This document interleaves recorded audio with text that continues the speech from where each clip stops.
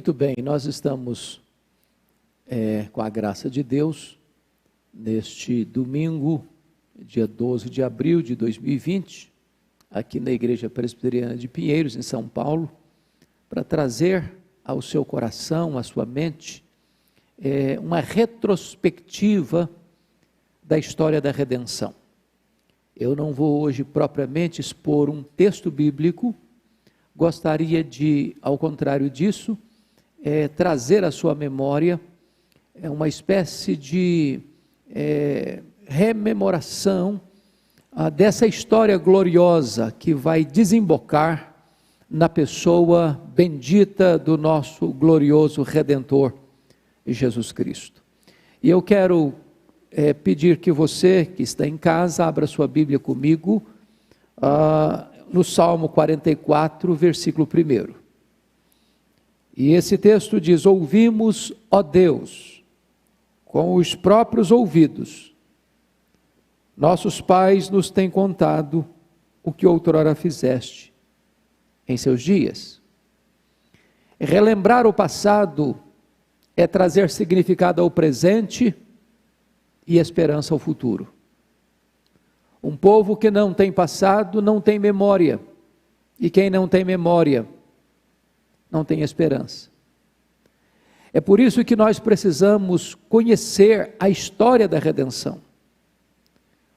O que Deus fez, como Deus agiu, como Deus interferiu na história com as suas ações soberanas, para que o seu plano traçado na eternidade se cumprisse cabalmente na história, vindo desembocar na pessoa do seu Filho o cumprimento das promessas, trazendo para nós copiosa redenção.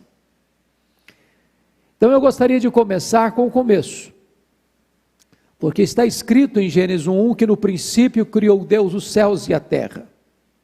Os céus e a terra tiveram certamente um princípio. Mas ao mesmo tempo João 1 diz que no princípio era o verbo. Então a Bíblia nos conta do que era antes do princípio, e antes do princípio só Deus existia, porque só Deus é eterno. Mas no princípio ele trouxe à existência os céus e a terra. E na criação dos céus e da terra, nós vamos ver que Deus tem um plano de criação e Ele cria todas as coisas que existem numa semana, em 6 dias. E então descansa da sua obra, santifica e abençoa esse dia. Porque esse dia apontava para Cristo. Ele trouxe-nos o descanso. E resta para o povo de Deus um descanso eterno. Então, a Bíblia diz que no 6º dia da criação, quando Deus está coroando a sua obra criadora, no conselho da Trindade, Ele diz: façamos o homem à nossa imagem e à nossa semelhança. E Deus cria o homem e a mulher à sua imagem e à sua semelhança. Bom, o capítulo 2 de Gênesis retrata algo precioso para nós, porque muito embora Deus tenha criado o homem e a mulher no 6º dia, não os criou no mesmo tempo, no mesmo momento, e nem do mesmo material. Quando Deus foi criar o homem, Adão, Deus criou do pó da terra, e soprou em suas narinas, ele passou a ser alma vivente. E Deus então determina a Adão a dar nome a todos os animais, a todas as aves. E Adão então recebe esse mandato cultural, e vale destacar que Adão não era um homem rude, era um homem de uma inteligência raríssima, a ponto de ele dar nomes próprios, adequados a todos os animais que Deus trouxe para ele. E então diz a Escritura que ele não encontra ninguém que pudesse corresponder com ele fisicamente, emocionalmente, moralmente, espiritualmente. E Deus então, que tinha criado todas as coisas, diz: não é bom que o homem esteja só, far-lhe-ei uma auxiliadora que lhe seja idônea. E Deus faz o homem adormecer profundamente, tirando toda a sua capacidade sensorial de sentir dor. E Deus tira uma costela de Adão, e da costela de Adão ele faz uma mulher, e traz essa mulher para Adão, e apresenta essa mulher para Adão, e Adão explode de alegria ao dizer: esta sim afinal é carne da minha carne, osso dos meus ossos, por isso chamar-se-á varoa.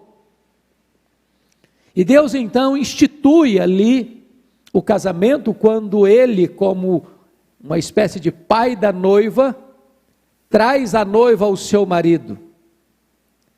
E agora ele estabelece os critérios do casamento que haveria de servir de balizas para toda a história da humanidade. Quando Deus diz: por isso deixa o homem seu pai e sua mãe, se une à sua mulher, tornando-se os dois uma só carne. Retratando que o casamento, como instituído por Deus, é heterossexual, é monogâmico e é monossomático. Pois bem, Deus então, diz a Bíblia, que não só cria o homem, mas Deus planta um jardim e coloca o homem no jardim, para lavrá-lo e guardá-lo. Há muitas pessoas que brincam, e eu gostaria de saber quem inventou o trabalho, como se o trabalho fosse uma espécie de maldição por causa do pecado. Equivocada essa ideia. Deus criou o homem, Deus criou a mulher, e Deus deu a eles um mandato cultural. Eles precisavam guardar e lavrar, e eles haveriam então de procriar e encher a terra, isso antes do pecado. O trabalho existiu antes da queda, depois da queda, e também haverá depois da glorificação. Pois bem, Deus colocou este casal nesse jardim e disse a eles que eles poderiam comer livremente todas as árvores que estavam postas no jardim. Haviam árvores belas para ver, e haviam árvores que produziam muitos frutos deliciosos, mas uma árvore Deus impediu que Adão comesse, a árvore da ciência do bem e do mal. Dela não comereis, porque se dela comeres, certamente morrerás. E aí entra o capítulo 3 de Gênesis, quando a serpente, o mais sagaz das criaturas que Deus tinha feito, os animais, chega para Eva e faz uma pergunta: é assim mesmo que Deus disse? Aquela serpente estava certamente a serviço de Satanás, e era Satanás que estava por trás da serpente. Começa a história querendo discutir teologia. E discutir teologia com Satanás é um grande risco, porque ele é um péssimo exegeta, ele é um péssimo hermeneuta, e ele é o pai das heresias. É ele quem cria doutrinas, a Bíblia chama de doutrinas de demônios. E quando Eva vai argumentar com a serpente, ela demonstra não conhecer tão bem as prescrições divinas, e acrescenta o que Deus não disse, e alivia o que Deus disse. E quando a serpente percebeu que ela estava caindo nas suas teias, então a serpente nega peremptoriamente a palavra de Deus: certamente não morrereis. Deus não está falando sério. A palavra de Deus não é digna de inteira confiança. E quando Eva começa a perceber que aquele fruto proibido era agradável aos olhos, era agradável ao paladar, e agradável para dar a ela conhecimento, ela tomou do fruto e comeu, e deu ao seu marido, e ele comeu. E ali aconteceu o maior desastre da história da humanidade, a queda dos nossos pais. Não caíram apenas eles, caímos todos nós. Adão era o cabeça federal da raça, e com a queda dele, toda a humanidade caiu em pecado, porque a Bíblia diz que por um só homem entrou o pecado no mundo, e pelo pecado a morte, e a morte passou por todos os homens, porque todos pecaram, diz Paulo em Romanos 5,12. Naquele momento então Deus profere uma maldição sobre a serpente, Deus profere uma maldição sobre a terra, Deus diz para Eva que agora ela vai dar à luz em dores, e o seu desejo será para o seu marido a dominará. Deus diz para Adão que ele agora vai ter que lavrar a terra e enfrentar uma terra amaldiçoada que produz cardos, espinhos, abrolhos, e que ele vai comer o seu pão com o suor do seu rosto. E Deus sentencia: o que foi feito do pó, ao pó tornarás. A morte faria parte da história humana. Diz a Bíblia que Adão conheceu a Eva, ela concebeu e deu à luz a um filho. E Eva entendia ali que Deus estava cumprindo a promessa que havia feito em Gênesis 3,15, que da semente da mulher nasceria aquele que esmagaria a cabeça da serpente, era o primogênito. Mas Caim não atendeu às expectativas da sua mãe. Caim vai adorar a Deus com a motivação errada.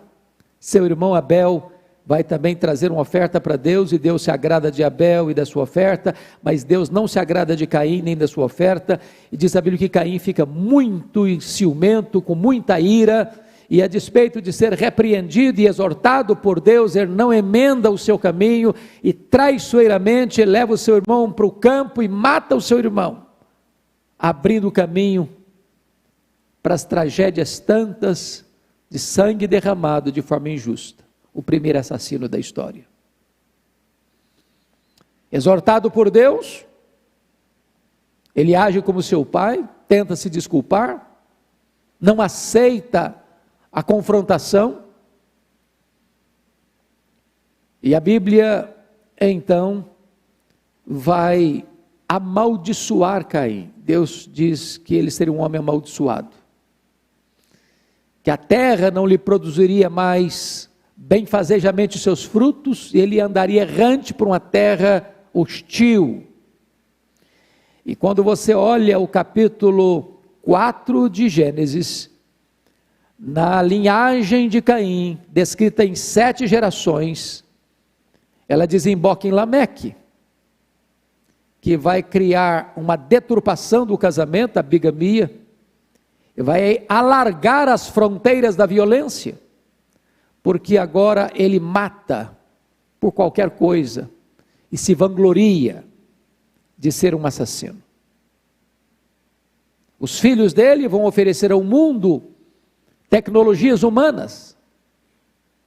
Jabal vai ser o pai da pecuária, Jubal vai ser o pai dos músicos e dos instrumentistas, Tubal-Caim vai ser o pai da cirurgia e da metalurgia, mas ofereceram coisas para a terra. Então, lemos no capítulo 5 de Gênesis, que Deus abre uma nova fronteira, porque quando Adão tem 130 anos, ele gera 7, e a partir de 7 anos, vem uma nova descendência que vai andar com Deus, que vai começar o culto público a Deus, que vai começar a invocar a Deus, fazendo orações a Deus, e essa descendência de Adão, através de 7, com 10 personagens, desemboca em Noé, aquele que haveria de trazer esperança e consolo para o mundo, e através de seus 3 filhos, Sem, Cão e Jafé, a repovoação da terra.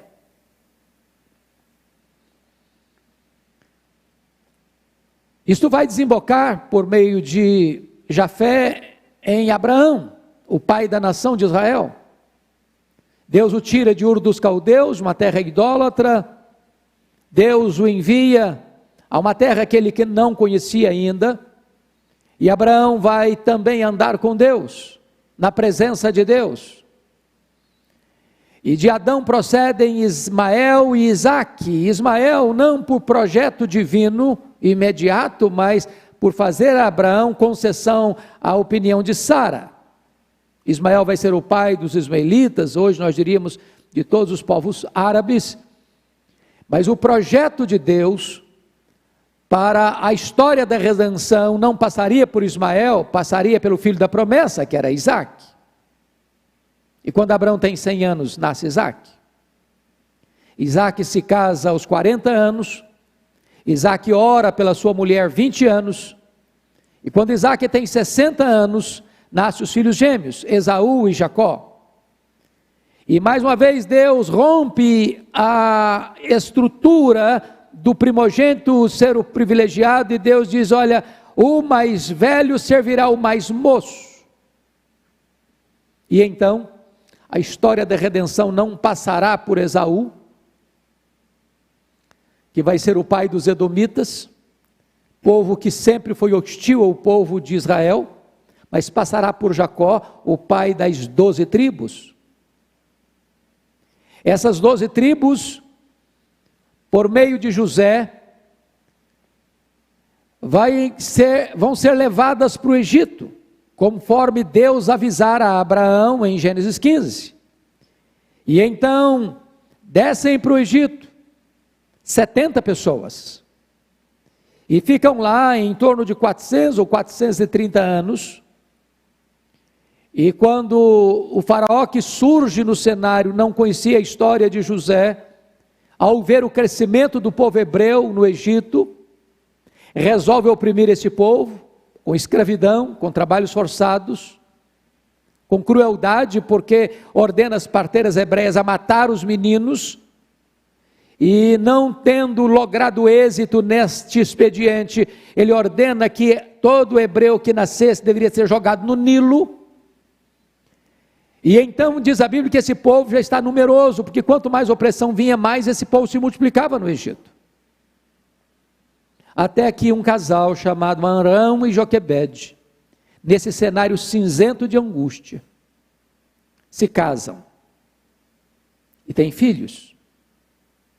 E nasce então o filho caçula, porque já tinham Arão e Miriam, e diz a Bíblia que esse menino era muito formoso, e seus pais o esconderam 3 meses, não podendo mais escondê-lo, aquela mulher fez um cesto de betume, cercou de betume, calafetou e colocou nas águas do Nilo, que deveriam ser a sepultura do menino, cheio de crocodilos. E colocou Miriam para vigiar aquele cesto no carriçal. Quis a providência de Deus que a filha do faraó estivesse tomando banho com as suas donzelas próximo dali, e ao ver o cesto mandou-a buscar, e quando abriu o cesto era um menino, e ela percebeu, é um menino hebreu, e logo chega Miriam e pergunta: você quer que eu arranje uma mãe, uma mulher para cuidar dessa criança? Sim. E Miriam corre e chama sua própria mãe, a mãe do menino, e quis a providência de Deus que agora Joquebede não só pudesse criar o seu filho livremente, mas recebesse um salário régio para fazê-lo. É a mão invisível da providência de Deus. As águas do Nilo não deveriam ser a sepultura daquele menino, mas deveriam ser o berço onde o libertador dos escravos hebreus nascesse e crescesse para a glória de Deus. Deus é o Senhor da história. Então Moisés é criado aos pés dos seus pais piedosos, aprendendo as verdades divinas que haveriam de governar a sua história, e quando ele já está crescido e desmamado, ele é levado para a filha de Faraó, onde ele vai crescer no palácio de Faraó como um filho de Faraó, sendo instruído em todas as ciências do Egito. A história deste homem se divide em 3 períodos. Primeiros anos, são os primeiros 40 anos, no Egito, aprendendo as ciências do Egito, pensando que era tudo. Depois mais 40 anos, dos 40 aos 80, em Midian, correndo atrás de ovelhas, trocando o cetro do governo por um cajado de pastor. E os últimos 40 anos, dos 80 aos 120, ele lidera o povo, arrancando com a mão forte e poderosa de Deus da escravidão do Egito, rumo à terra prometida. Este povo é liberto naquilo que nós chamamos na noite da inauguração da Páscoa. Deus havia desbancado 9 das divindades do panteão egípcio, mas agora desbancaria a 10ª divindade, o próprio faraó, porque naquela noite fatídica, o Senhor passaria executando juízo sobre as casas dos egípcios, todo primogênito seria morto. Então Deus ordena que as famílias hebreias imolassem um cordeiro sem defeito, e passasse o sangue no batente das portas, e ao passar o Senhor executando o juízo, ao ver o sangue, passaria por cima, e não aplicaria ali o juízo. A palavra Páscoa, em inglês é Passover, ou passar por cima. Quando Deus viu o sangue, Ele passou por cima, e não aplicou ali o juízo. É claro que esse cordeiro da Páscoa estava apontando para o cordeiro perfeito, o cordeiro de Deus que tira o pecado do mundo. Isto apontava para a cruz. E a Páscoa judaica prevaleceu e perdurou até o momento em que Jesus Cristo, no cenáculo, celebra a última Páscoa. E ele pega então o pão, o parte, diz: este pão é o meu corpo que é dado por vós. Ele pega o vinho e diz: este cálice é a nova aliança em meu sangue. Tomai e bebei dele todos, fazei isto em memória de mim, até que eu retorne para vós. Naquele momento, cessa a matança dos cordeiros. Naquele momento, cessa a Páscoa judaica. Naquele momento, entra agora um sacramento instituído pelo Senhor Jesus Cristo, a ceia, a Eucaristia. Agora não tem mais cordeiros sendo mortos, agora não tem mais sangue sendo passado em vergas de portas. Agora sim nós temos a Jesus Cristo, o Cordeiro de Deus, o Cordeiro perfeito, que sendo o sumo sacerdote perfeito, oferece o sacrifício perfeito, e nunca mais precisa ter matanças de animais. O Senhor Jesus varre dos altares os animais mortos, porque Ele é o sacrifício perfeito. Esse povo de Israel caminha 40 anos pelo deserto. Quando chegam no Monte Nebo, hoje uma região de frente ao Jericó, diz a Bíblia que Deus ordena a ele: olha, você vai subir ao cume do monte, você não vai entrar na terra, mas Josué vai entrar nessa terra, e vai conquistar essa terra. Moisés, que foi um homem de Deus, mas também houve um momento que Deus mandou que ele falasse a rocha, ele feriu a rocha, Deus irou contra ele. Isso é um fato histórico. Mas o fato simbológico é que Moisés representava a lei, e o papel da lei não é nos salvar, o papel da lei é nos tomar pela mão e nos conduzir ao Salvador. Simbologicamente, Josué, que tem o mesmo nome Jesus e Josué são o mesmo nome. Josué tipificava Cristo nesse sentido. Então o papel da lei, representado por Moisés, era levar o povo a Josué, e Josué, cujo nome é Jesus, Salvador, é que deveria introduzir o povo na terra prometida, não só historicamente, mas simbologicamente estava coadunando com o projeto da redenção. Josué introduz o povo na terra, foram 7 anos de conquista, mas diz Josué 13:1 que muitíssima terra ficou por ser conquistada. E Deus nos informa na sua palavra que depois que Josué morre, aquela geração que entrou na terra, que se volta para Deus diante do apelo de Josué, a outra geração, a terceira geração, já não conhecia mais a Deus. Então entra um longo período de 330 anos que nós chamamos de período dos juízes, um período teocrático, onde o povo ficou fazendo zigue-zague. Quando o povo andava com Deus, Deus abençoava o povo, mas quando o povo era abençoado por Deus, se esquecia de Deus, e Deus então oprimia o povo com a sua disciplina, e o povo gemia e chorava, e pedia a Deus misericórdia e socorro, e Deus mandava um libertador, e quando o povo retornava às bênçãos, o povo se voltava contra Deus de novo, e ficou nesse ciclo vicioso de 330 anos de altos e baixos, até que vem o último juiz, chamado Samuel. E Samuel foi profeta, Samuel foi juiz, Samuel foi sacerdote. Mas Samuel, que não demonstrou nenhum sinal de corrupção no seu coração, no sentido de cobiçar coisas, de ter qualquer comportamento avarento ou corrupto no seu governo, cometeu um erro gravíssimo, porque a Bíblia diz que ele constituiu seus filhos juízes em seu lugar. Isso não era a competência dele. Quem levantava juízes, quem constituía juízes, era o próprio Deus. Era uma espécie de nepotismo que ele estava praticando ali, e pior, seus filhos não tinham o mesmo estofo moral. E a nação então vem a Samuel e diz: Samuel,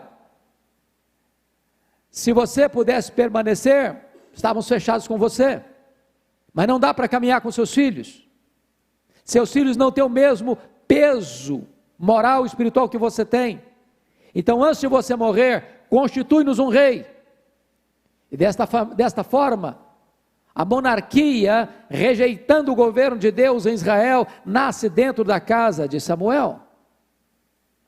Então começa a monarquia em Israel. E nós temos um período do chamada monarquia de todo o reino, com 3 reis, Saul 40 anos, Davi 40 anos e Salomão 40 anos, são 120 anos de reino unido. Saul foi um homem que começa bem, mas termina muito mal. Não basta começar bem, é preciso terminar bem. Davi, escolhido por Deus, tem um governo maravilhoso, de expansão, de solidez, de riqueza, de conquistas, mas sofre derrotas acachapantes na vida pessoal e com os seus filhos. Salomão começa muito bem, porque humildemente pede para Deus sabedoria, e Deus lhe dá sabedoria, e no pacote da sabedoria vem muitas riquezas, mas ele se corrompe com as suas muitas mulheres, e cai nas teias da idolatria, só se arrependendo já no final da sua vida. Depois que Salomão morre, você tem então a divisão do reino, porque o seu filho Roboão assume o governo, no ano 931 a.C., e você muito bem sabe que quando há muito luxo no governo, alguém está pagando a conta. E quem está pagando a conta? Claro, como sempre, o povo. Então, aproveitando a transição de governo, as pessoas foram a Roboão, filho de Salomão, e pediram que ele aliviasse os impostos. Estavam sobrecarregados, trabalhando a meia com o governo. E ele foi buscar conselho aos anciãos, e os anciãos disseram: atenda ao povo.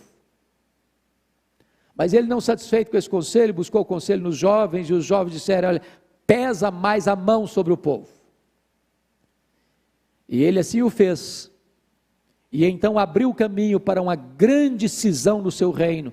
Jeroboão I, por projeto de Deus, já estava sendo preparado para romper aquela hegemonia política, e 10 das 12 tribos de Israel seguiram a liderança cismática de Jeroboão I, formando o que nós chamamos de Reino do Norte, cuja capital vai ser mais tarde Samaria.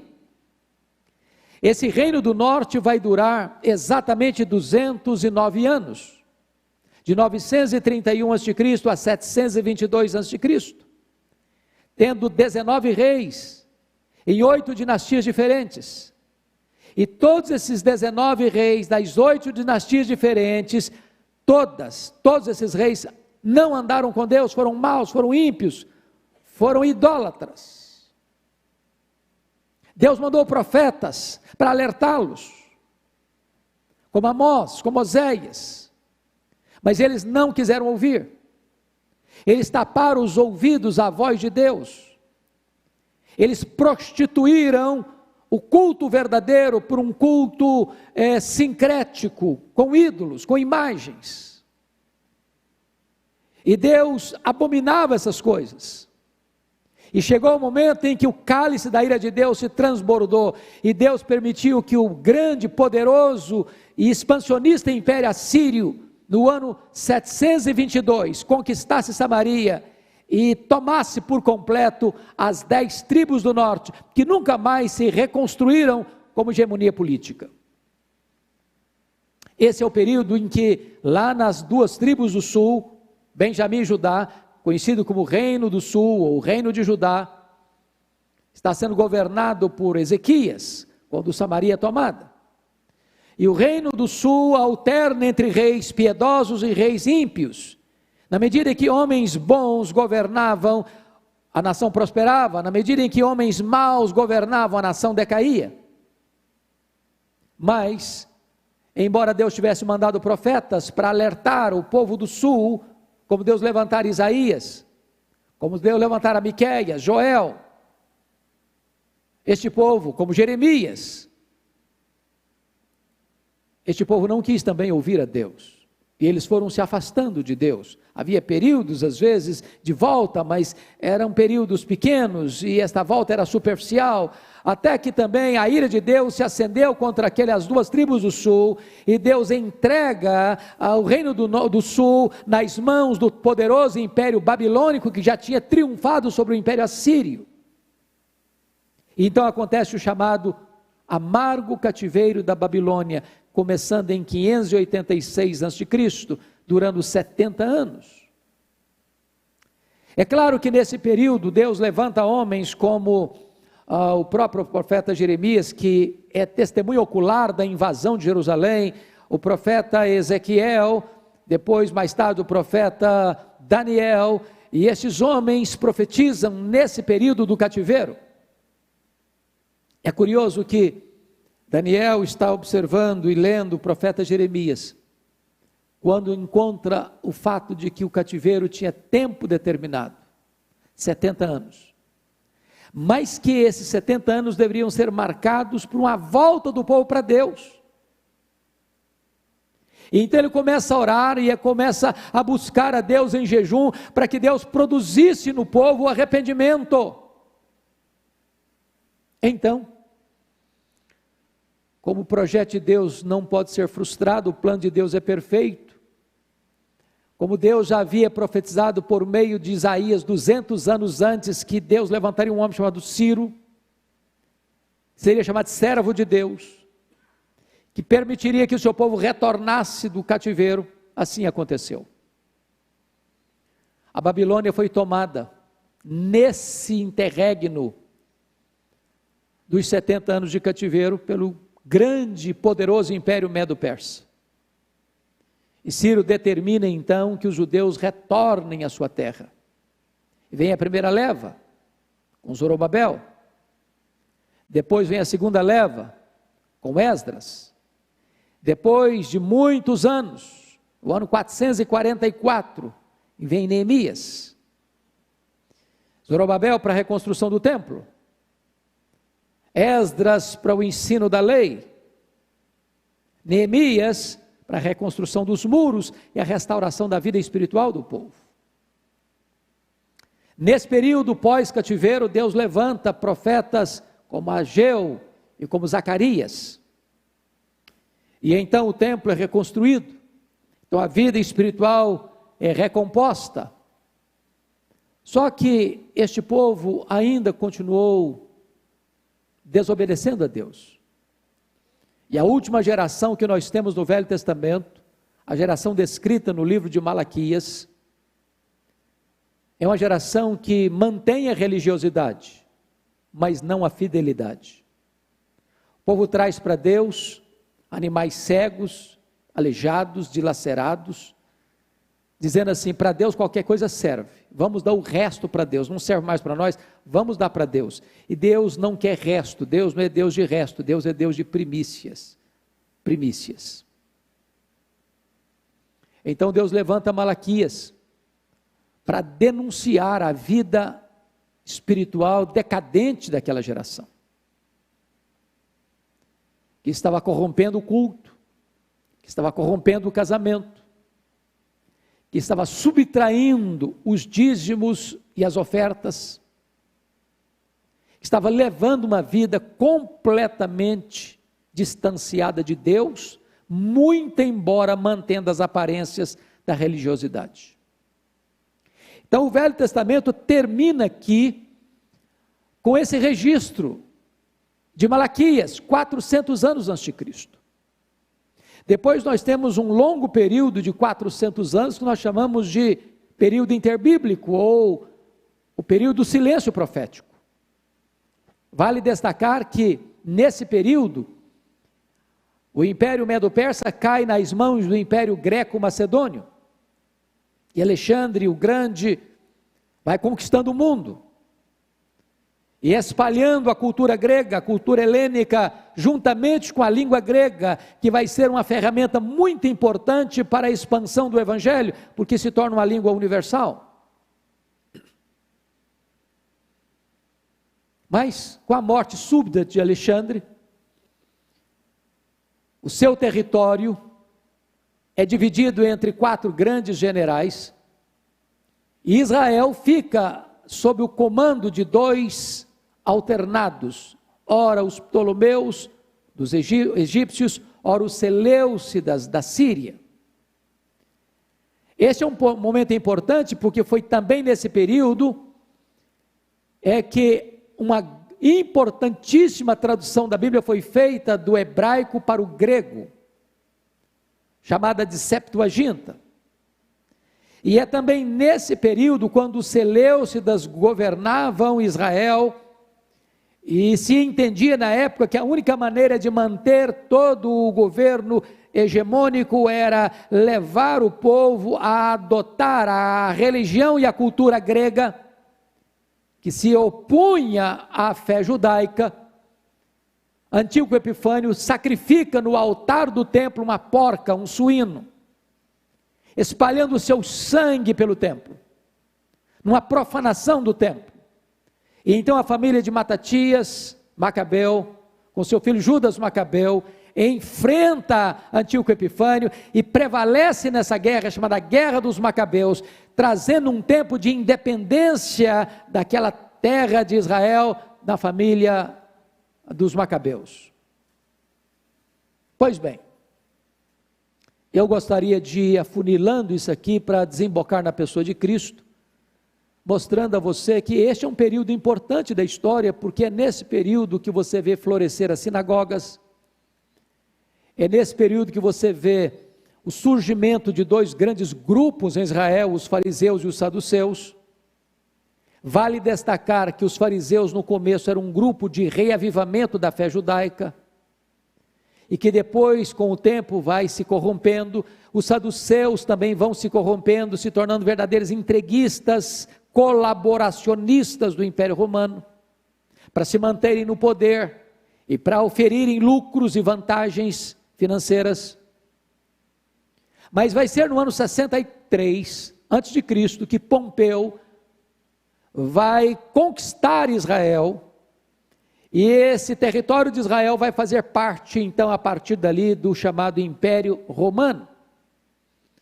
Quando ele estabelece Antípater como governador dessa região, que vai ser o pai de Herodes o Grande. Esse é um personagem que já o Novo Testamento faz referência a ele.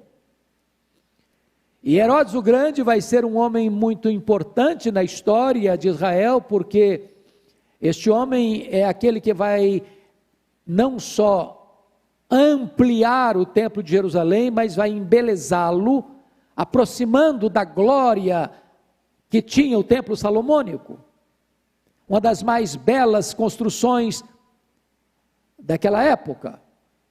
Vai ser o homem que vai construir o porto de Cesareia, abrindo fronteiras não só para o comércio, mas também para as viagens missionárias. Vai ser o homem que vai construir a fortaleza de Massada e outras fortalezas em Israel.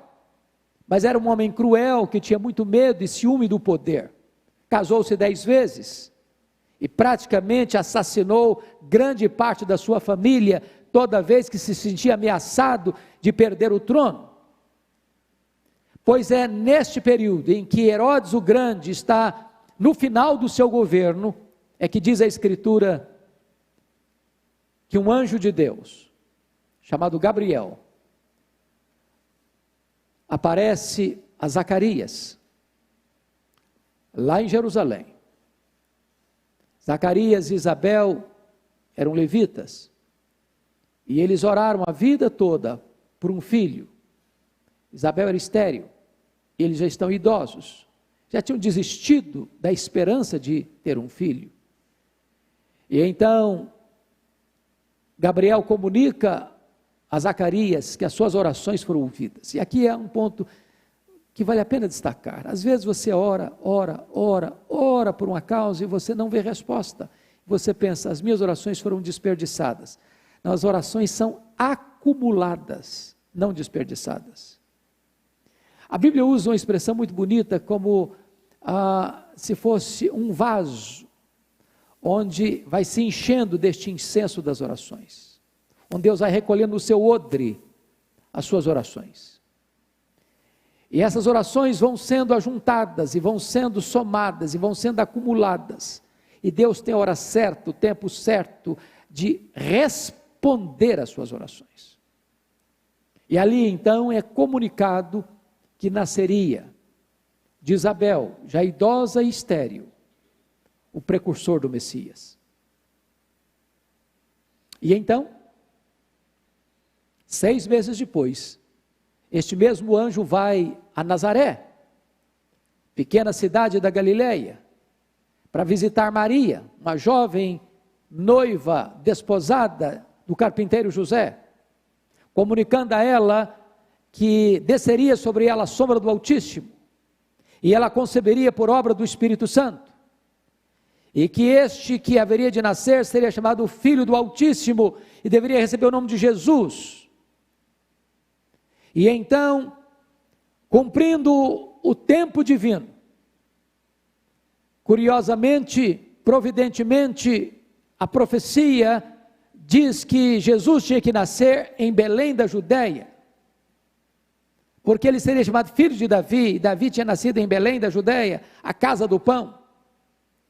Só que José e Maria estão lá em Nazaré, para que a profecia se cumprisse. Deus move todo o império romano, ordenando um recenseamento, cada um devia recensear-se na sua própria terra, e é nessa conjuntura então é que José sai de Nazaré com Maria para Belém, exatamente no momento em que Jesus haveria de nascer. E então, na plenitude dos tempos, diz a Bíblia, Jesus nasceu de mulher, nasceu sob a lei, para ser o nosso Redentor. Toda essa história está sendo escrita com detalhes rigorosos, como que um corte cirúrgico, pela mão invisível da providência, a história da redenção. Pois bem, Herodes quis matar Jesus, não conseguiu, é claro. Deus ordenou que José fugisse com Jesus e Maria para o Egito, até que Herodes morresse. Os maus morrem, os que pensam que podem ter as rédeas da história nas mãos morrem, e o plano de Deus continua. Eles retornam, e diz a Bíblia que Arquelau está governando na Judéia, e então ele é orientado a ir para Nazaré, e isso tinha que acontecer para cumprir o que os profetas haviam dito, que ele seria chamado Nazareno. E então Jesus vive em Nazaré, uma cidade pequena, como carpinteiro de Nazaré, até os 30 anos de idade. Quando então ele dá início ao seu ministério, indo ao Jordão para ser batizado por João Batista. E ali diz a Bíblia que enquanto ele orava no Jordão, os céus se abriram, o Espírito Santo desceu, e o Pai falou: este é o meu Filho amado, em quem eu me comprazo. A Trindade está presente ali, O Pai falando, o Espírito descendo, o Filho recebendo o Espírito Santo. E a partir dali ele recebe a capacitação para exercício do seu ministério. Dali ele é conduzido pelo Espírito ao deserto para ser tentado pelo diabo, para derrotar o diabo no seu território. E diz a Bíblia que então ele, depois cheio do Espírito Santo, vai a Nazaré e entra na sinagoga e toma o rolo do livro de Isaías nas mãos e diz: o Espírito do Senhor Deus está sobre mim, pelo que me ungiu para pregar, para libertar e para curar. E os nazarenos o rejeitam, e ele vai fazer de Cafarnaum seu quartel-general, e a partir dali ele percorre toda a Galileia, Pérea e Judeia, pregando o evangelho do reino, curando os oprimidos do diabo e libertando-os. Porém, Jesus sempre soube que ele havia vindo ao mundo para morrer. Ele pessoalmente profetizou sua morte, com todas as letras, que era necessário que ele subisse para Jerusalém, fosse entregue nas mãos dos sacerdotes, sofresse muitas coisas, fosse crucificado para ressuscitar ao terceiro dia. E então, no tempo oportuno de Deus, Jesus Cristo sobe para Jerusalém. As multidões já esperam por ele em Jerusalém, porque na Páscoa a população de Jerusalém quintuplicava. E diz a Bíblia que outra multidão acompanha Jesus, e quando as duas multidões se encontram no topo do Monte das Oliveiras, Jesus vai montado num jumentinho, e as multidões vão estendendo ramos pelo chão, e vão clamando: Hosana, Hosana, bendito que vem em nome do Senhor. E Jesus desce o Monte das Oliveiras, atravessa as encostas do Vale do Cedron, começa a subir o Monte Moriá, onde estava a entrada da cidade, e diz Lucas que quando Jesus entra, o povo canta e Jesus chora. Chora por quê?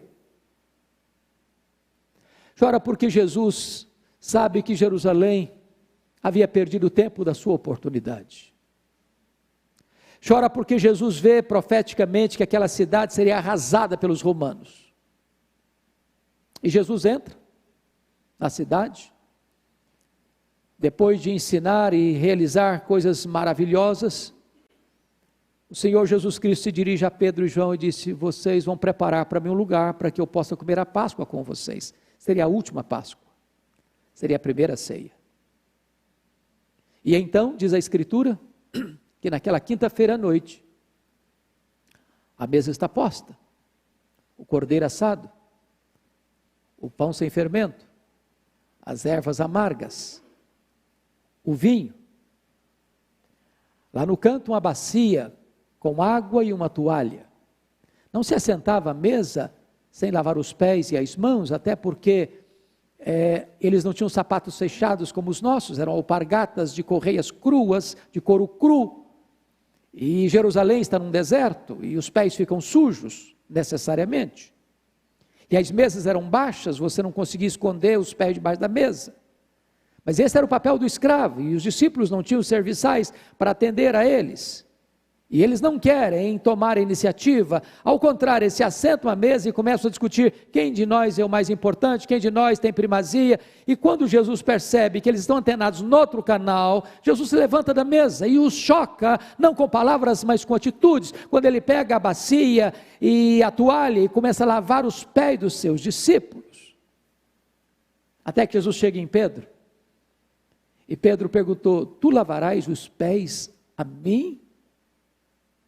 Jesus disse: o que eu faço agora tu não entendes, entendê-lo-ás depois. Pedro respondeu: não, nunca me lavarás os pés. E Jesus disse: se eu não te lavar os pés, tu não tens parte comigo. Aí Pedro disse: então me lava os pés, as mãos e a cabeça. Aí Jesus: não, todos estão limpos, exceto um, só é necessário lavar a cabeça. E ali Jesus fala para eles do céu, da casa do Pai, da sua segunda vinda, da promessa do Espírito Santo, da sua paz. Ali Jesus instituiu a ceia, quando pega o pão, o parte e diz: este pão é o meu corpo, que é dado por vós, tomai e comei. Pegou o vinho e disse: este vinho é o cálice da nova aliança. Tomai e bebei dele todos. Fazer isto em memória de mim, até que eu retorne para vós.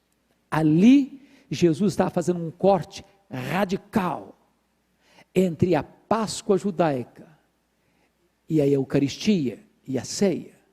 A partir dali, cessa a matança dos cordeiros. Ali, Jesus está dizendo, cumpriu-se a Páscoa judaica. Eu sou o cordeiro que tira o pecado do mundo. Eu sou aquele que todos esses símbolos da Páscoa apontavam.